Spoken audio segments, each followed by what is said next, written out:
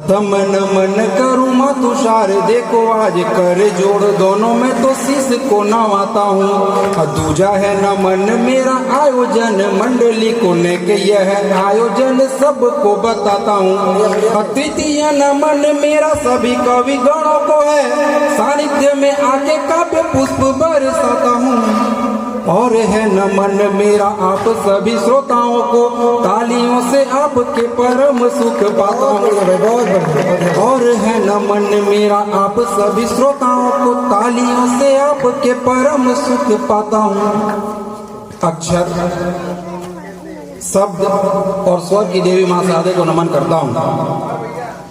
यहाँ उपस्थित आप सभी श्रोताओं को नमन करता हूँ, सभी कवि गणों को नमन करता हूँ। अपने क्रम में हूँ, कुछ समय के लिए आप लोगों के साथ जुड़ा हूँ, आप सबका ध्यान चाहता हूँ। मेरे साथ आए हैं मेरे भाई, यहाँ पर सबका वीडियो बना रहे हैं, फोटो खींच रहे हैं। और हमारे कवि सम्मेलनों में ये बात प्रसिद्ध है कि कैमरामैन वही बनता है जिसे दूसरे के घर में ताक झांक करने की आदत होती है। बढ़िया है। इसको एक लाइन और जोड़ता हूँ और मैं बताता हूँ कि पत्रकार कौन बनता है। पत्रकार वही बनता है जिसे बचपन से दूसरे के लव लेटर लिखने की आदत होती है। एक बार आप लोग अपने सम्मान में तालियां बजाइए। हमारे कवि मित्रगण कह रहे थे कि यहाँ पर संख्या कम है, तो मैं आप लोगों को ये बता देना चाहता हूँ, कवि सम्मेलन सुनने वही व्यक्ति जाता है जिसके अंदर ईमानदारी जिंदा है। कवि सम्मेलन वही सुनता है जिसके अंदर ईमानदारी जिंदा है। एक बार तालियां बजाइए। बढ़िया बढ़िया। अब ताली बजाकर आप लोग फंस गए, क्योंकि जिसमें जितनी % ईमानदारी है वह उतना % कवि सम्मेलन सुनता है। अगर आप लोग 10% सुन के चले जाते हैं, मान के चलिए आप लोगों में 10% ईमानदारी है। अगर 20% सुन के चले जाते हैं तो आप लोगों में 20% ईमानदारी है। आधा सुन के चले जाते हैं तो आप लोग आधे ईमानदार हैं। और मुझे और इन सब कवि मित्रों को विश्वास है कि आप लोग पूरे ईमानदार हैं, अर्थात पूरे समय तक कवि सम्मेलन सुनेंगे। अब हम वहाँ एक रजिस्टर लेके बैठाएंगे अभी कौन कितने समय जाता है। बढ़िया भैया। हमारे भी संचालन कर रहे हैं भैया बंसीधर मिश्रा जी, एक स्कूल में गुरु जी हैं। एक बार घूमते घूमते मैं इनके स्कूल गया, एक बच्चे को पूछा कि बेटा अगर 50 लोगों के खाने के लिए 5 किलो दाल लगता है तो बताओ 70 लोगों को खाने के लिए कितना दाल लगेगा। अब वो विद्यार्थी था बंसीधर मिश्रा का, वो बोला कि 5 किलो। मैं बोला 50 लोगों के खाने के लिए 5 किलो दाल लगता है, 70 लोगों के लिए 5 किलो दाल कैसे लगेगा। वो बोला दाल उतना ही लगेगा गुरुजी, बस पानी थोड़ा बढ़ाना पड़ेगा। बहुत अच्छा, बढ़िया बढ़िया। एक बार आजकल ऑनलाइन क्लास का दौर चलता है, आप सब लोग जानते हैं, ऑनलाइन पढ़ाई हो रही है। मेरा बेटा एक बार ऑनलाइन क्लास अटेंड कर रहा था। क्लास समाप्ति के बाद उसकी मैडम ने पूछा, बताओ सबको समझ में आ गया, अगर कोई सवाल हो तो पूछो। किसी ने कुछ नहीं पूछा, थोड़ा कड़क कर बोली, बताओ सबको समझ में आ गया, क्वेश्चन करो। तो एक लड़का बड़े मासूमियत से बोला, मैडम वो बीच में कंधे पर टावेल रखकर जो चाय देने आए थे आपके पति हैं क्या। तो आजकल के बच्चे ऐसे होते हैं। बड़े चलिए 4 पंक्तियों से मैं आपको जोड़ता हूँ। स्वागत है। जब मैं पहली बार जवान हुआ उस समय की 4 पंक्तियां सुने, क्या स्थिति होती है। और जिसको लगे कि आप लोगों के साथ वैसी स्थिति आई थी तो ताली बजाइएगा। सुने कि उलझन में सारी रात को सोया नहीं हूँ मैं, बिखरे हुए सपनों को संजोया नहीं हूँ मैं। उलझन में सारी रात को सोया नहीं हूँ मैं, बिखरे हुए सपनों को संजोया नहीं हूँ मैं।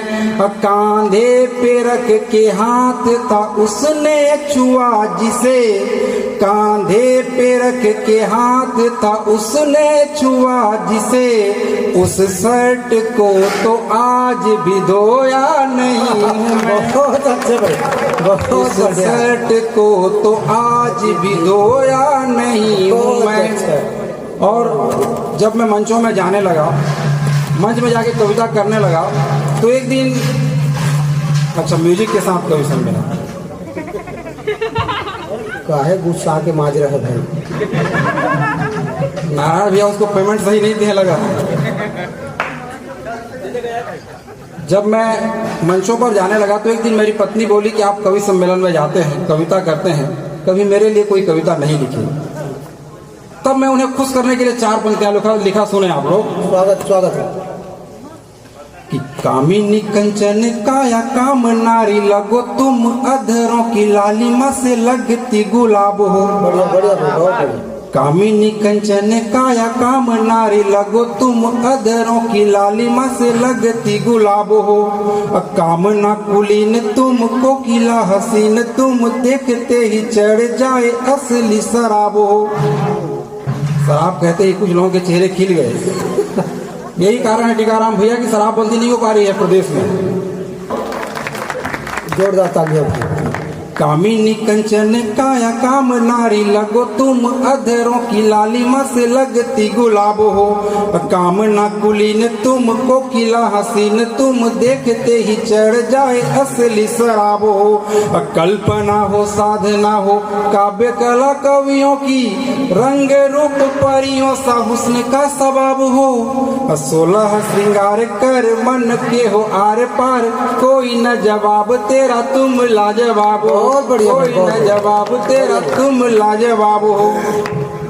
अब बात यहाँ पर खत्म नहीं होती। मैं तो कविता सुना दिया, लेकिन जब सुनील भैया की घरवाली को पता चला कि तेज भैया अपनी पत्नी के लिए कविता लिखे हैं, एक ही पत्नी पीछे पड़ गई कि मेरे लिए कविता लिखो।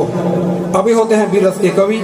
अब ये क्या कविता लिखते हैं सुनिए अपनी पत्नी के लिए। स्वागत है। ये लिखे अपनी भाषा में कि मल्लिका बिपाशा कभी कभी कैटेरिना लगो अंग अंग मद मस्त लगती कमाल हो। बढ़िया भाई।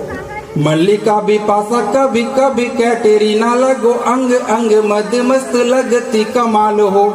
करिश्मा से बाल तेरे करीना से गाल तेरे बोली तेरी मीठी मीठी जैसे सुर ताल हो। ऐश्वर्या से नैन तेरे श्रीदेवी से बहन तेरे और कहा तुम ही तो आरती की थाल हो। अब उनका जवाब सुनिए। ऐश्वर्या से नैन तेरे श्रीदेवी से बहन तेरे और कहा तुम ही तो आरती की थाल हो। हंस कर ओ भी बोली सुनो मेरे प्राण प्रिय तुम ही तो यार मेरे प्यारे जेठालाल हो। तुम ही तो यार मेरे प्यारे बढ़िया जेठालाल हो। बढ़िया भाई। अब वीर रस का कवि ऐसा ही लिख सकता है। स्वागत है। और एक स्थिति ऐसी आती है, आप लोग देखते हैं आजकल जब नई नई शादी होकर आती है नई नई लड़कियां शादी होकर जब आती हैं तो घर में क्या करते हैं आप लोग सुना चाह सकते हैं। स्वागत है कि नई नई शादी होके गृह लक्ष्मी आई जब घर का ओ देखो सभी पोल मांगने लगी। नई नई शादी होके गृह लक्ष्मी आई जब घर का वो देखो सभी पोल मांगने लगी। सजना से बोल रही मुझे काम आता नहीं बैठे बैठे खाए ऐसा रोल मांगने लगी। और सबको दिखाना मुझे सबको जलाना मुझे एक स्कूटी दे दो बोल बोल मांगने लगी। और महंगाई बिकराल पति देव का है काल बीबी जब रोज पेट्रोल मांगने लगी। बीबी जब रोज पेट्रोल मांगने लगी। आप लोग देख रहे हैं यहाँ पर हम लोग अलग अलग विधा के कवि हैं, तो मन में कभी कभी प्रश्न उठता है कि ये कवि बनते कैसे हैं। 4 पंक्तियों से मैं बताना चाहता हूँ कि कौन विधा का कवि कब बनता है। वीर रस हास्य रस व्यंग के कवि अलग अलग विधा के कवि होते हैं। तो सुने, सुमित्रानंदन पंत ने कभी कहा कि वियोगी होगा पहला कवि आह से उपजा होगा गान। तो इसको मैंने सोचा तोड़ने का प्रयास किया तो ये समझ में आया कि कवि को जब चोट लगता है तो कविता निकलती है। सुने कि चोट खाए जब कवि लिखता है बात नहीं बिना दर्द एक भी तो शब्द नहीं आते हैं। माने जब कवि को चोट लगता है तब कविता निकलती है। चोट खाए जब कवि लिखता है बात नहीं बिना दर्द एक भी तो शब्द नहीं आते हैं। अब बीबी से जो मार खाए लिखते करुण रस, पुरुषोत्तम ठेठवार अभी नहीं है। बीबी से जो मार खाए लिखते करुण रस प्रेमियों ने पिताजी ने वो श्रृंगार गाते हैं। आप लोग मैडम को देखें। बीबी से जो मार खाए लिखते करुण रस प्रेमियों ने पिताजी ने वो श्रृंगार गाते हैं। और छोटे बड़े गुंडे जिन्हें डंडों से सलाम करें वही कवि व्यंग वाले बाण को चलाते हैं। अधोया जिसे जनता ने ओज कवि बन जाते जिसे कुटे थानेदार हास्य हो सुनाते हैं। जिसे कुटे थानेदार हास्य हो सुनाते हैं। बड़े और इसी क्रम में मैं 4 पंक्तियां और रखता हूँ। चाहे हम लोग श्रृंगार जितना भी पढ़ लें लेकिन जो वास्तविक श्रृंगार है उसकी 4 पंक्तियां रखता हूँ। आप सब लोग जानते हैं जब प्रकृति किसी को मेल कराना चाहती है तो अनायास ही हो जाता है। जब सीता स्वयंवर होना था, प्रभु राम जी वाटिका में फूल चुनने जाए रहते हैं, उसी समय माता सीता गौरी पूजन के लिए जाए रहती है। दोनों स्थितियों में क्या होता है, जब राम जी पहली बार माता जानकी को देखते हैं तो क्या होता है, आप लोग सुने स्वागत कि फुलवारी मध्य सी लगती थी अति प्रिय, चुप चुप बार बार राम जी निहारते। जो पावन प्रेम है सुने, फुलवारी मध्य सी लगती थी अति प्रिय, चुप चुप बार बार राम जी निहारते। मोगरा व मौल सिरी मालती व सूर्यमुखी खिले पुष्प डालियों से राम जी उतारते। चंचल चपल चित गाने लगा प्रेम गीत, चंचल चपल चित गाने लगा प्रेम गीत। देख सिय रूप स्वप्न राम जी संवारते। रूप चांद से धवल देख के हो गए बिकल, सबको हराने वाले राम जी भी हारते, सबको हराने वाले राम जी भी हारते।